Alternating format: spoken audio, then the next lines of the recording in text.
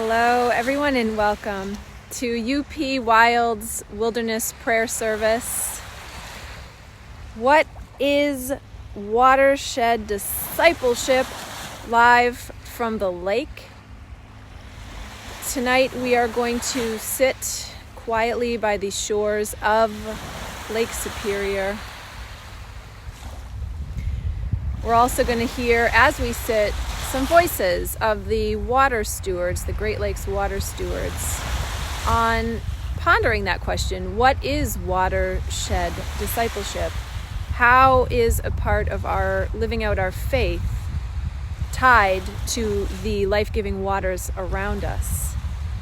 We have a beautiful evening planned for you. Welcome to those joining us who don't live in the Upper Peninsula of Michigan.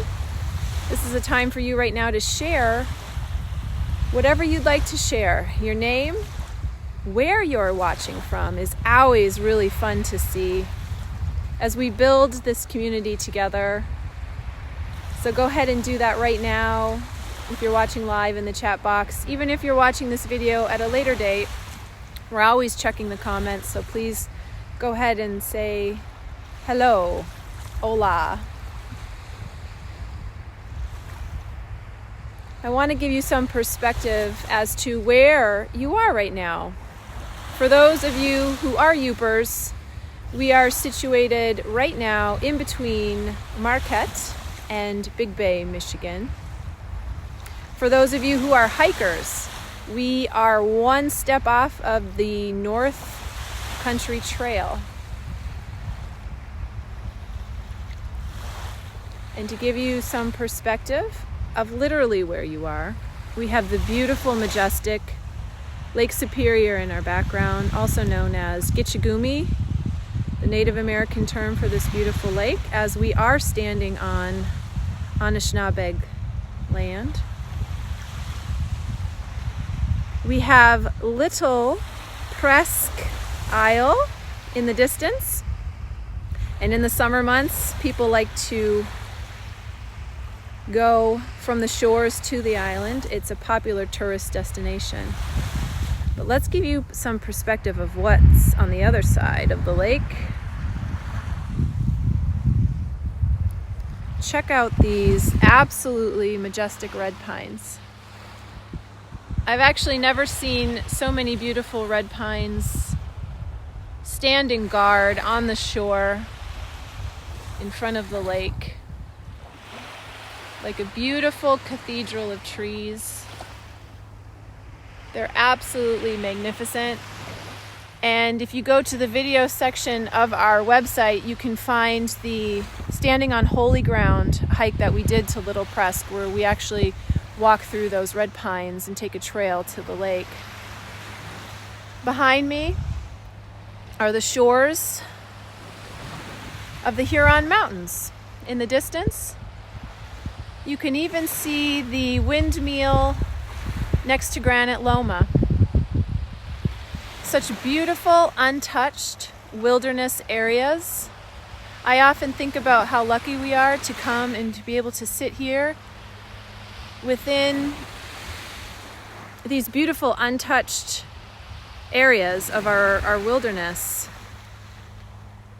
I also think about how important it is to protect these areas for our children. We often think of natural resources, right? Natural resources as being for human consumption. But yet we often overlook the spiritual resource that God has created all around us, and how connected we are,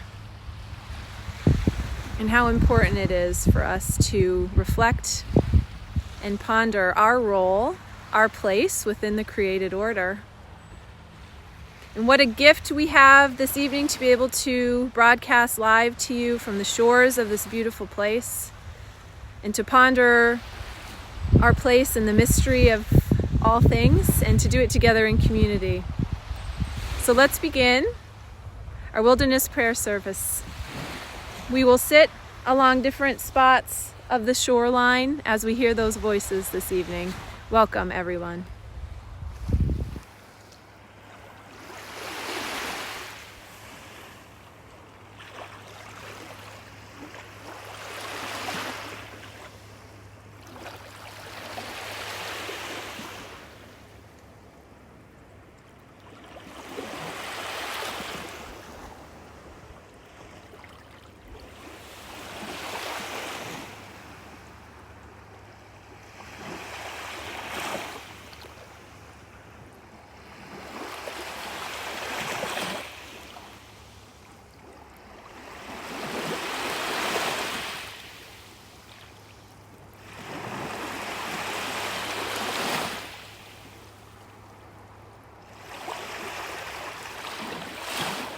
Let's take some deep breaths to just ground ourselves into this moment. We have arrived and survived various energies to get us to this point. So as we hear and listen to the waves, allow yourself to take deep inhales and exhales and center yourself into this moment.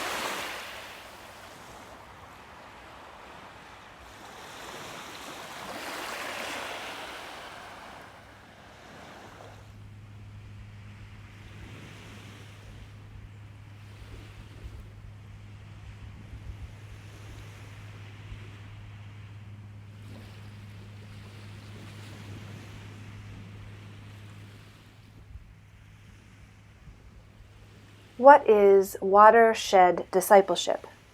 Let's hear a reflection on this from the book Watershed Discipleship, Re-inhabiting Bioregional Faith and Practice. The definition of a watershed is an area of land, a bounded hydrologic system, within which all living things are linked by their common water course, and where, by logic, humans have settled throughout the ages. Wherever we reside, city, suburb, or rural area, our lives are intertwined with a watershed. All human life is watershed placed, without exception. A watershed is the area covered in water's journey, from its origination to how it drains from the ridges and high points of a given geography, to an endpoint in a pond, lake, or ocean.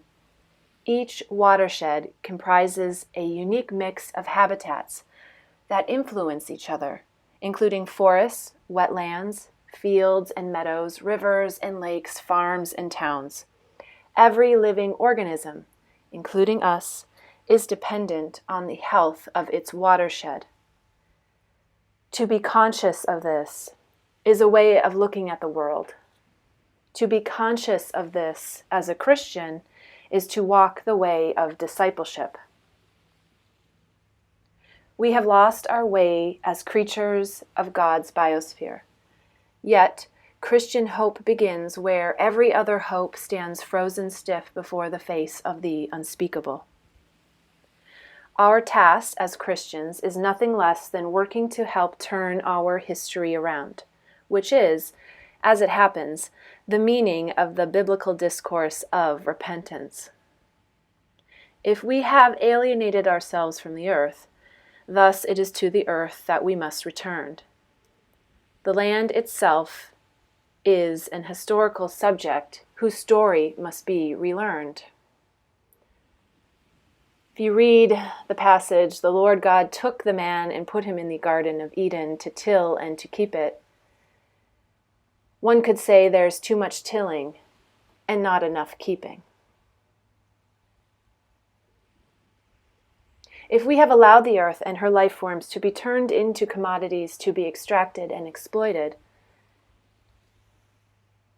If industrial culture has rendered most Christians unable to see the holy mountain, then we must consider that we have become more loyal to abstractions and distractions than to actually being grounded in the bioregions of which we reside. Standing in the way of progress is blasphemy of the highest order for the ruling ideology of our time. Let us remember that our loyalty to God and the good of God's creation supersedes all human ambitions. Watershed discipleship can help us forge a different human future that is sustainable, resilient, and just, and inspire the next great renewal of a church determined to live in the light. It offers the followers of Yahweh a path to, as Dorothy Day says, build a new world in the shell of the old. As we continue to sit and meditate by the lake, let us listen to the voices of the water stewards, to those who understand the connection between their faith and the call to sit beside their watersheds.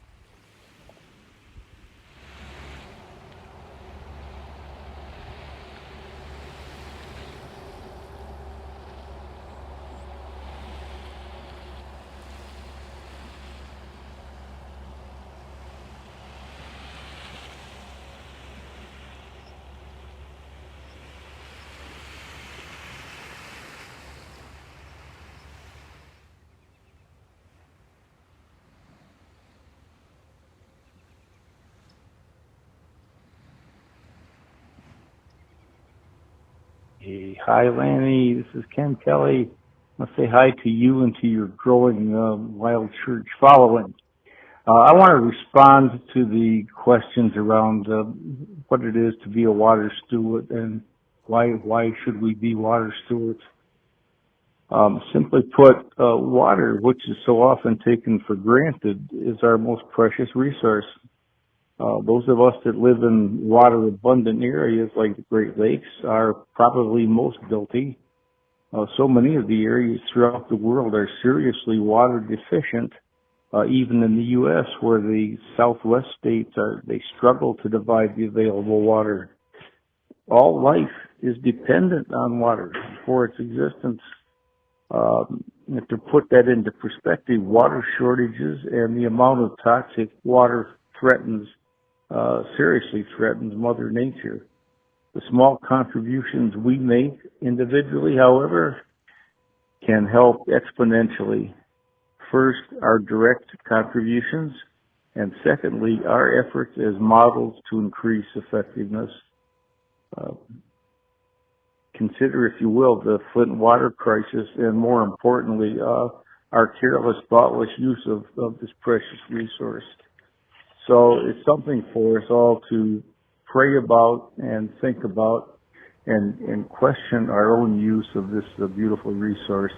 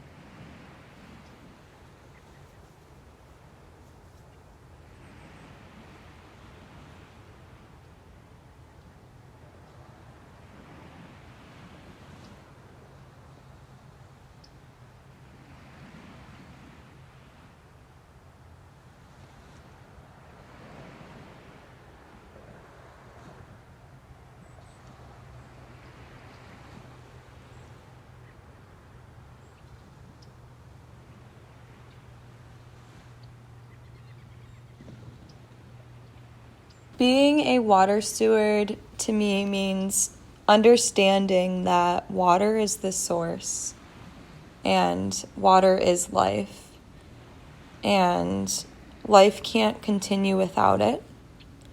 So being a water steward is also understanding that it's not infinite, and we must not take water for granted. I think being a water steward means actively tweaking your life in ways that better support sustaining and protecting water. It means having conversations with people around you about the importance of water and the dangers of our future if we don't make changes now.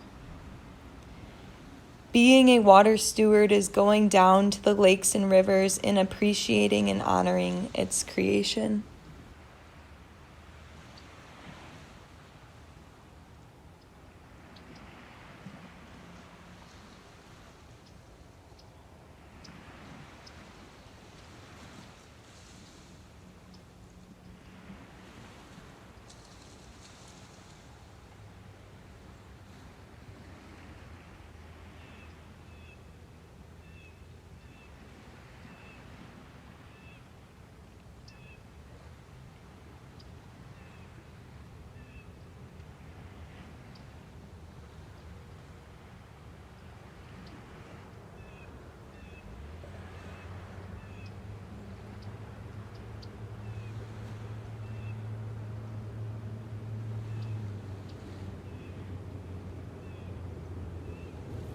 This question of why Christians are, or rather should be, water protectors is such an important one in this moment. For me, the degradation of our watersheds is indicative of a profound disconnection from the reality of human interdependence on the rest of the created world. And the crisis that this disconnection has created is also a theological crisis in my mind. We know that the central teaching of our tradition is to love God and love neighbor as ourself. And in that very short teaching, interconnection of God, self, and neighbor, which I say also includes non-human neighbors, is highlighted. That connection is highlighted. We can't be in loving, right relationship with the Creator without being in loving, right relationship with creation. These things seem dependent on one another. They're connected. And we must remember, too, that this interconnection we're called to is embodied.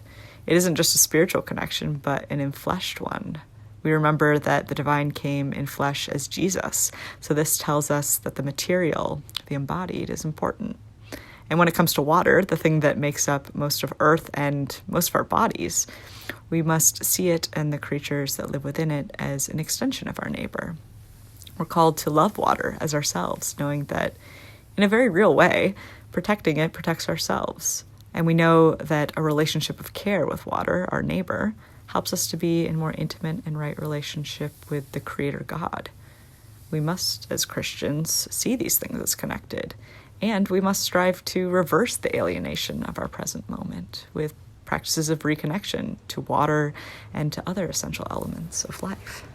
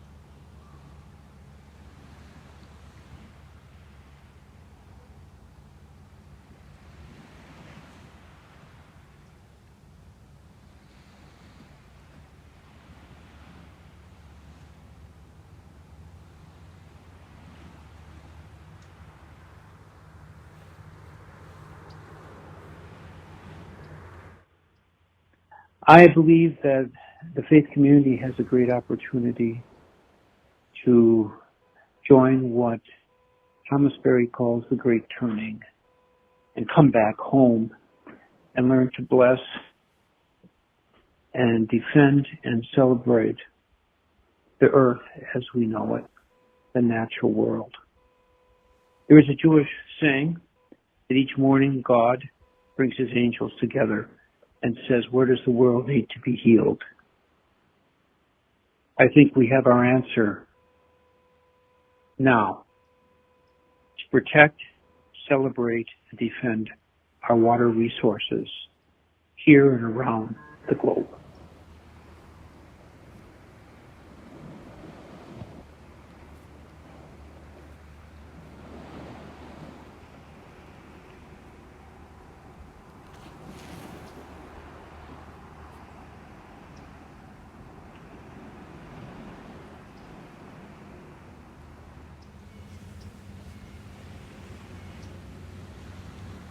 Thank you all for joining this wilderness prayer service. Guys, we will meet again on our next wilderness prayer service or virtual meditative nature walk. I'd also like to invite you to add your voice in. As you heard today, your voice is much needed, and we would like to hear from you. Again, you can contact me through the website. We'll see you out on the next trail. Peace.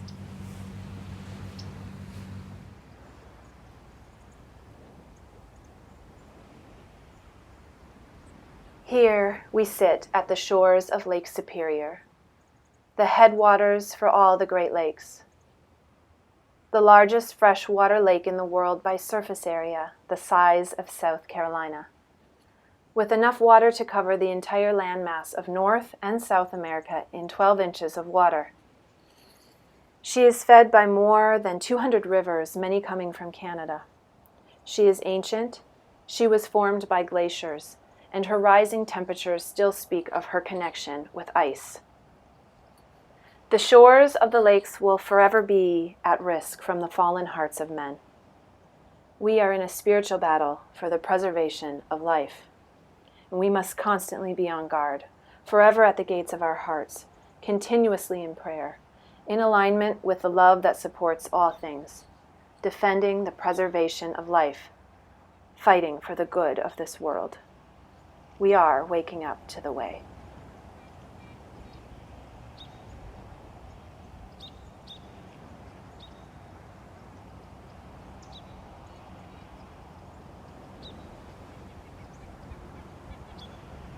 Do not invite death by the error of your life, nor bring on destruction by the works of your hands, because God did not make death, and he does not delight in the death of the living.